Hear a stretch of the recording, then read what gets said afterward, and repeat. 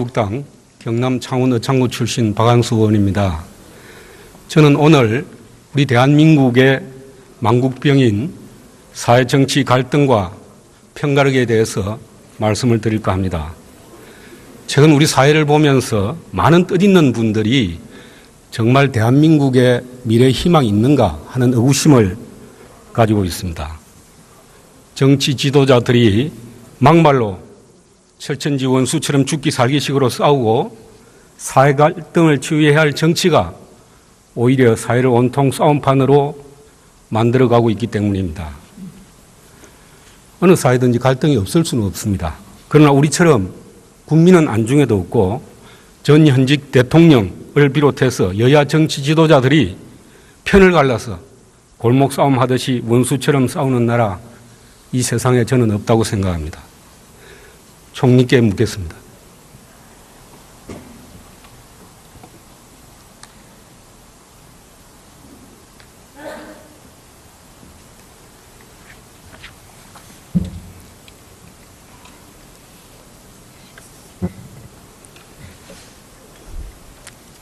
총리님, 문재인 대통령께서 취임사에서 통합과 공존의 새로운 세상을 열겠다. 그리고 야당은 국정 운영의 동반자고 대화를 정례화하고 수시로 만나겠다. 이렇게 말씀하셨습니다. 네. 총리님, 지금 그렇게 되고 있는 겁니까? 예, 그 말씀만큼은 되고 있지 않은 걸 아쉽게 생각합니다. 동시에 이렇게 야당 대표들을 만나자고 하면 좀 만나주셨으면 좋겠습니다만은 번번이 거절당해서 저희들도 아쉽게 생각합니다. 아니, 야당이 거절한다고 해서 정부와 5천만 국민의 살림을 맡고 있는 정부 여당이 지속적으로 야당에게 대화를 요청해야지, 그리고 진지하게 정말 대화를 하려는 그런 자세로 요청하는 게 아니지 않습니까? 형식적으로 그냥 한 것 아닙니까? 형식적인 것은 아닐 테고요. 예를 들어서 정무수석을 통해서 제안을 드리곤 하는데요. 어느 정부도 그런 방식으로 제의를 했었던 것 아닌가 싶습니다. 지난 1월 23일 네. 대통령과 여당 원내 지도부가 청와대에서 오찬자리를 했는데 거기서 자유한국당의 문을 닫게 하겠다, 만들겠다는 이야기가 나온 걸로 알고 있습니다. 총리님 그 자리에 계셨습니까? 저는 없었습니다만 설마 그런 식의 거친 얘기를 하겠습니까? 제1당의 문을 만드는 것이 정부 여당의 뜻이고 총리님도 거기에 대해서 동의를 하십니까? 그럴 리가 없을 거라 생각합니다. 그렇게 거칠게 말하는 사람은 없을 거라 언론이 거짓말을 보도한 것입니까? 보도가 다 정확하지는 않다는 걸 제가 체험으로 압니다. 뿐만 아니라 문재인 정부가 출범한 후에 전 정부에 대한 무차별적인 정치 보복, 그리고 정부 여당 지도자들의 막말 경쟁, 언론을 비롯한 전 분야에 우리 편 채우기, 모든 잘못은 전 정부 보수 정치인 탓으로만 돌리고 있는 것이 이 정부의 행태입니다. 저는 이것은 우리 사회에 또 다른 적폐, 새 적폐를 만드는 것이라고 저는 생각합니다. 총리님, 이것이 지금 현재 우리 이 사회가, 이 정치가 대통령이 말씀했던 통합과 공존의 나라고 야당을 국정 운영의 동반자로 생각하는 결과입니까? 예, 우선은 정치 보복은 없습니다. 네, 없고요. 정치 보복이 없다고요? 네. 국민들이 그렇게 생각할까요? 한번 여론조사를 한번. 총리님은 왜 정부 여당을 지지하는 국민들의 목소리만 듣고 정부 여당을 지지하지 않는 국민들의 목소리를 듣지 않습니까? 여론조사. 민주당 지지자의 총리입니까? 5천만 국민의 총리입니까? 잠깐만요. 여론조사를 봐도 정치 보복이다라고 하는 분이 소수고요. 올바른 방향이다 하는 분이 더 많은 것으로 나타나고 있지 않습니까? 약 70% 정도가 그렇게 보고 있고요. 막말은 저도 장담은 못합니다만은 제발 좀 자제해 주셨으면 좋겠습니다. 여야를 막론하고요. 문재인 정부 출범 이후에 대통령이나 총리께서 야당 지도부, 특히 자유한국당 지도부와 진지하게 허심탄회하게 대화 한번 한 적이 있습니까? 네, 저는 많지는 않지만 총리 공간에서 막걸리도 마시곤 합니다. 어떤 대화를 나누었습니까?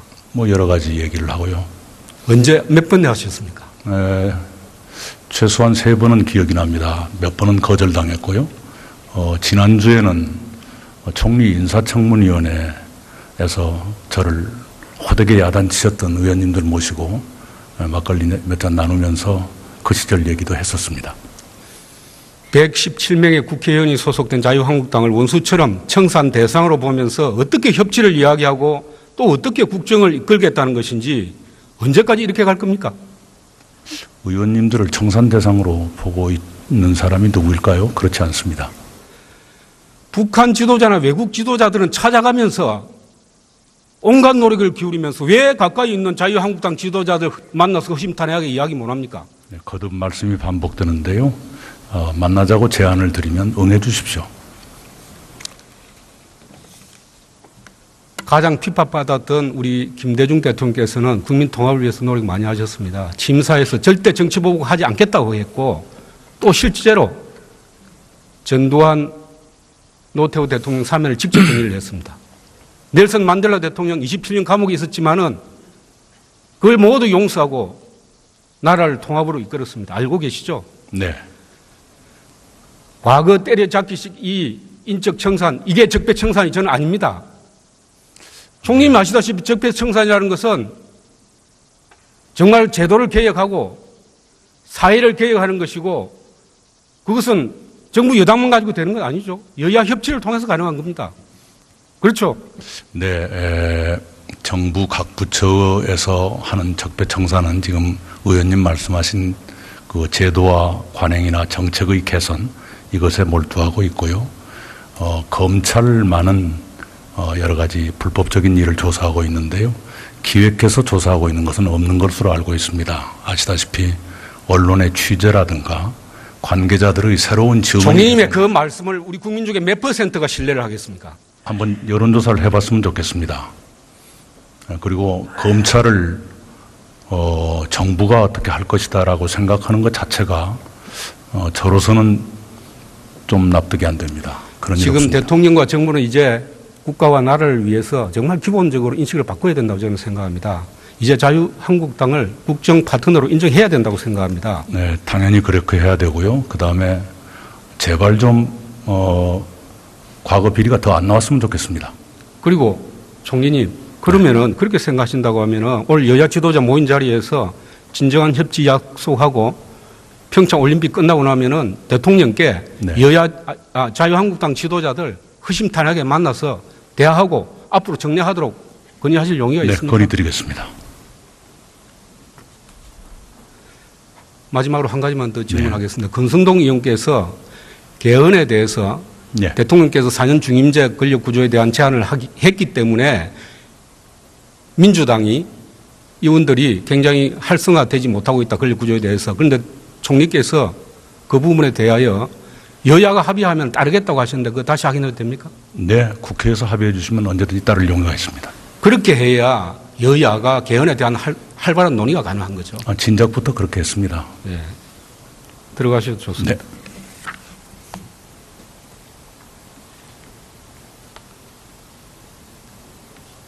고용노동부 장관님 나오십시오.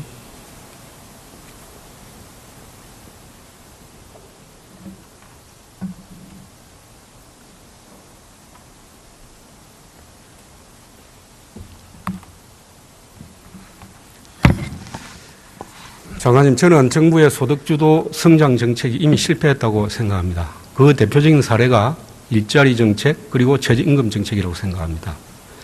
일자리를 국정 최대 과제로 내세우고 출발한 정부의 지난해 일자리 성적은 역대 최악입니다. 알고 계시죠? 더구나 더 큰 문제는 이런 사항이 앞으로 더 지속될 것이고 더 악화될 것이라는 겁니다. 장관님, 그 원인이 뭐라고 생각합니까?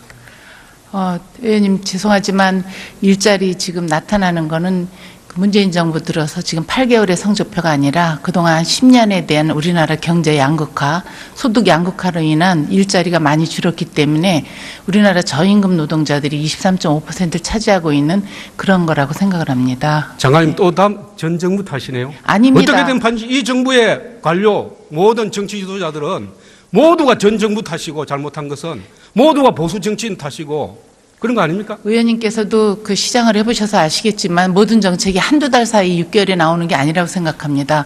그동안 10년 동안 우리 경제 상황이 악화됐기 때문에 일자리가 많이 줄었다는 말씀을 제가 드린 이유를 것입니다. 말씀드리겠습니다. 그 이유는 명약관화합니다. 이 정부들이 추진한 최저임금 인상, 근로시간 단축, 비정규직 정규직화, 법인세 인상, 이 모든 것이 민간의 기업의 활력을 위축시키고 일자리를 없애는 정책이기 때문에 그런 것이죠. 그러한 정책들이 말씀드린 대로 우리나라 지금 우리나라 국민들의 자살률이 전 세계 1위입니다. 행복하지 않습니다. 그런 이유가 장관님. 소득이 없고 경제 양극화가 심하기 때문에 그런 것을 해결하고자 최저임금을 올린 거고 일자리 안정자금을 저희 정부에서 만들고 있다고 생각합니다. 장관님, 중소기업 상공인들 애로 들어보셨습니까? 예, 계속 만나고 있습니다. 뭐라고 그럽니까? 그분? 예, 지금 그 경영하기 어렵고 우리나라가 정말 본사와 대리점 그리고 가불관계가 너무 불공정행위가 심하다는 말씀 많이 하시고 또 임대료가 높고 인건비가 높다는 말씀하고 계십니다. 지금 현장의 중소기업체 소상공인들 목소리를 들어보면은 그분들 애로는 하루라도 빨리 문 닫고 이 업소 빨리 정리하게 만드는 방법에 대해서 애로를 해결해 달라고 정부에 요청하고 있는 겁니다. 그리고 기본적으로 일자리를 민간 부분이 만든다는 이 현실을 망각하고 공공 부분이 일자리를 만들겠다는 정부의 인식 자체가 저는 문제라고 생각합니다. 장관님, 대통령께서 일자리는 민간 부분이 만든다는 고정관념을 버려라 이런 말씀하셨는데 거기 동의하십니까? 그거는 좀 와전된 내용입니다. 대통령께서 그렇게 말씀하신 게 아니고 그 일자리는 민간에 맡겨야 된다. 그러나 지금 민간 부분이 너무 경제 사정이 어렵기 때문에 민간 부분이 일자리를 많이 만들 제도를 정부에서 만들어야 된다 하는 그런 말씀을 하셨습니다. 장관님, 지금 현재 정부가 추진하고 있는 정책들이 모두 반기업, 반고용 정책입니다. 이런 정책들로 어떻게 일자리를 만들겠다는 겁니까? 정부가 정말 제대로 일자리를 만들겠다고 각오를 하면은 일자리 정부라고 하면은 오히려 규제를 완화하고 노동 개혁을 통해서 기업과 민간 부분의 투자 환경을 개선해 주는 것이 가장 중요한 부분입니다. 가장 ABC 기본인데 정부 정책은 거꾸로 가는 거 아닙니까? 그런데 어떻게 일자리 정부가 거꾸로 가는 정부가 안 되겠습니까?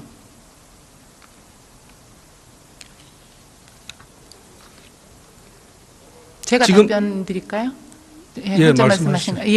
지금 의원님께서 말씀하신 대로 일자리 정책 굉장히 어려운 문제입니다. 그동안 우리나라 그 일자리 정책 그동안 대기업 중심으로 우리 나라가 그렇게 해왔기 때문에 지금 이거를 바꾸기 하루아침에 되지 않는 거 정부도 잘 알고 있습니다. 그리고 최저임금 부분인데요. 지금 우리 대한민국의 모든 상공업 현장, 농업, 서비스 기관까지 현장에 모두 최저임금 대란이 일어나고 있습니다. 뭐 장관님 알고 계시겠습니다만은 이런 최저임금 문제가 지금 기업인뿐만 아니라 상공인, 심지어 농업인, 요양기관까지도 서비스 기관까지도 모든 경제 주체들의 경영 의지를 모두 꺾어놓고 있습니다.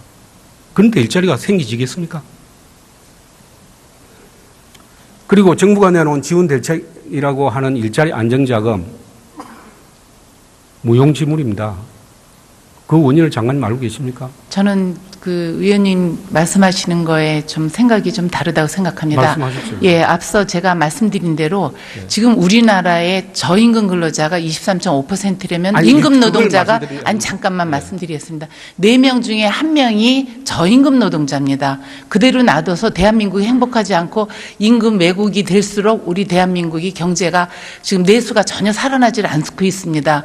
그러기 위해서 그 23.5% 4명 중에 1명의 저임금 노동자들에 대한 최저임금을 올린 거고 이게 한시적으로 일자리 안정자금을 줘서 그들로 하여금 소비정책을 쓰게 하고 내수를 살리게 하고 그러게 이제 경제가 나아질 거라 이렇게 생각을 하고 있는 장관님 말씀하신 게 것입니다. 소득주도 성장 네, 정책 소득주도 논자들의 성장 이야기인데 그게 실패했다는 거고 그게 안 먹혀 들어간다는 거예요. 예, 의원님 지금 저희가 일자리 안정자금 지급한 지 일주일 정도도 아직 안 됐습니다. 지난 1월에 우리가 일자리 안정자금 지급하지 않은 이유는 알고 계시겠지만 작년 12월에 급여를 지급했기 때문에 그렇고 금년에 1월 급여를 실시한 지금 5일 만에 지금 10%가 넘게 신청을 했습니다. 그 장관님 생각에는 일자리 안정자금 3조 원 다 소진되겠습니까? 그거는 이제 우리가 한 5, 6개월 지나봐야 알겠고요. 저희가 최선을 정부가 다하고 있습니다. 아니 장관님 목소리 현장 목소리 들었다고 하면서 그렇게 이해를 못 현장 하시니까 만- 왜 안 되냐 하면은 지금 소상공인들 4대 보험 안 들려고 합니다. 중소기업들 190만 원 임금 맞추기 어렵습니다.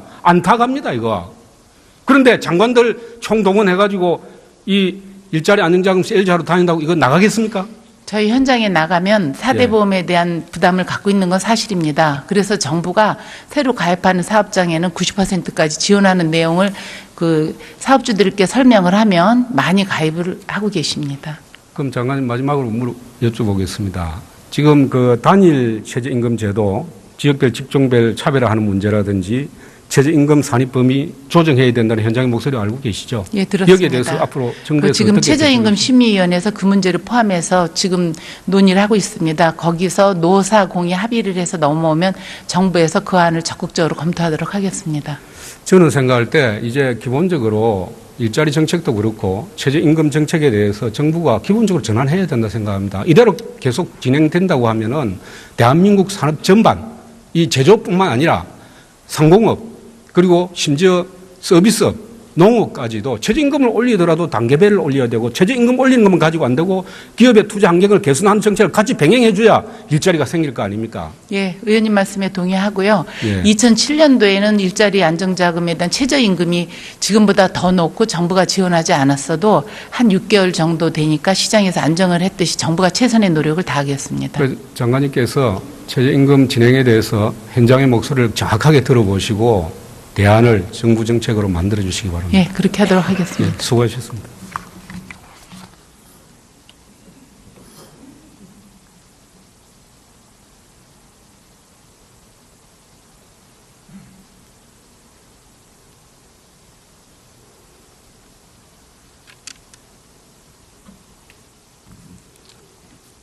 존경하는 국민 여러분, 문재인 정부 출범한 지 1년이 다 되어 갑니다. 대한민국은 그 어느 때보다도 국내외적으로 위기에 직면하고 있습니다. 이러한 위기 상황에서 적폐청산이라는 이름의 정치보복 이제 중단해야 합니다. 서리건 정책, 거꾸로 가는 정책 이제 과감하게 전환해야 합니다. 그리고 자유한국당을 비롯한 야당을 이제 국정 동반자로 인정하고 국정을 협치로 이끌어야 합니다. 경청해 주셔서 감사합니다. 정부 여당 지도자들의 막말 경쟁, 언론을 비롯한 전 분야에 우리 편 채우기, 모든 잘못은 전 정부 보수 정치인 탓으로만 돌리고 있는 것이 이 정부의 행태입니다. 저는 이것은 우리 사회에 또 다른 적폐, 새 적폐를 만드는 것이라고 저는 생각합니다. 총리님, 이것이 지금 현재 우리 이 사회가, 이 정치가 대통령이 말씀했던 통합과 공존의 나라고 야당을 국정 운영의 동반자로 생각하는 결과입니까? 예, 우선은 정치 보복은 없습니다. 예, 없고요. 정치 보복이 없다고요? 네. 국민들이 그렇게 생각할까요? 한번 여론조사를 한번. 총리님은 왜 정부 여당을 지지하는 국민들의 목소리만 듣고 정부 여당을 지지하지 않는 국민들의 목소리를 듣지 않습니까? 여론조사. 민주당 지지자의 총리입니까? 5천만 국민의 총리입니까? 잠깐만요. 여론조사를 봐도 정치 보복이다라고 하는 분이 소수고. 한국당 경남 창원 의창구 출신 박한수 의원입니다. 저는 오늘 우리 대한민국의 망국병인 사회정치 갈등과 편가르기에 대해서 말씀을 드릴까 합니다. 최근 우리 사회를 보면서 많은 뜻있는 분들이 정말 대한민국의 미래 희망이 있는가 하는 의구심을 가지고 있습니다. 정치 지도자들이 막말로 철천지 원수처럼 죽기 살기식으로 싸우고 사회 갈등을 치유해야 할 정치가 오히려 사회를 온통 싸움판으로 만들어가고 있기 때문입니다. 어느 사회든지 갈등이 없을 수는 없습니다. 그러나 우리처럼 국민은 안중에도 없고 전 현직 대통령을 비롯해서 여야 정치 지도자들이 편을 갈라서 골목 싸움 하듯이 원수처럼 싸우는 나라, 이 세상에 저는 없다고 생각합니다. 총리께 묻겠습니다. 요청하는 게 아니지 않습니까? 형식적으로 그냥 한 것 아닙니까? 형식적인 것은 아닐 테고요. 예를 들어서 정무수석을 통해서 제안을 드리곤 하는데요. 어느 정부도 그런 방식으로 제의를 했었던 것 아닌가 싶습니다. 지난 1월 23일 네. 대통령과 여당 원내 지도부가 청와대에서 오찬 자리를 했는데 거기서 자유한국당의 문을 닫게 하겠다, 만들겠다는 이야기가 나온 걸로 알고 있습니다. 총리님 그 자리에 계셨습니까? 저는 없었습니다만 설마 그런 식의 거친 얘기를 하겠습니까? 제1당의 문을 만드는 것이 정부 여당의 뜻이고 총리님도 거기에 대해서 동의를 하십니까? 그럴 리가 없을 거라 생각합니다. 그렇게 거칠게 말하는 사람은 없을 그럼 거라 언론이 생각합니다. 거짓말을 보도한 것입니까? 보도가 다 정확하지는 않다는 걸 제가 체험으로 압니다. 뿐만 아니라 문재인 정부가 출범한 후에 전 정부에 대한 무차별적인 정치 보복 그리고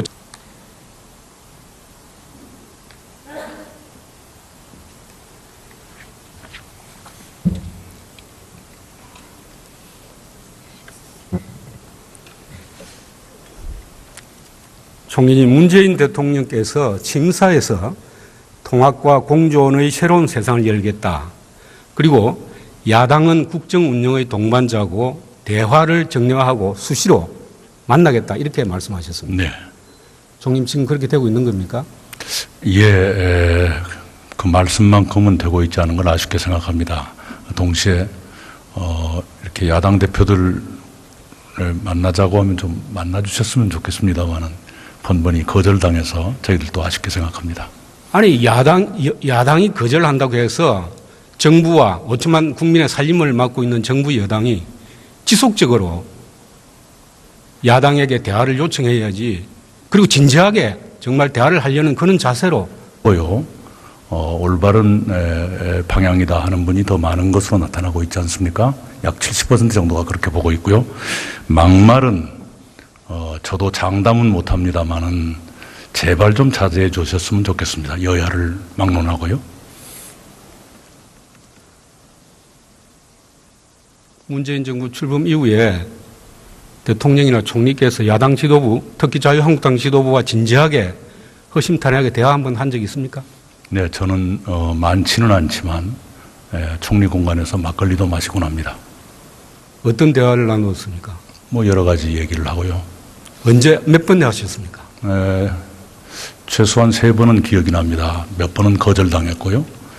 지난주에는 총리 인사청문위원회에서 저를 호되게 야단치셨던 의원님들 모시고 막걸리 몇 잔 나누면서 그 시절 얘기도 했었습니다.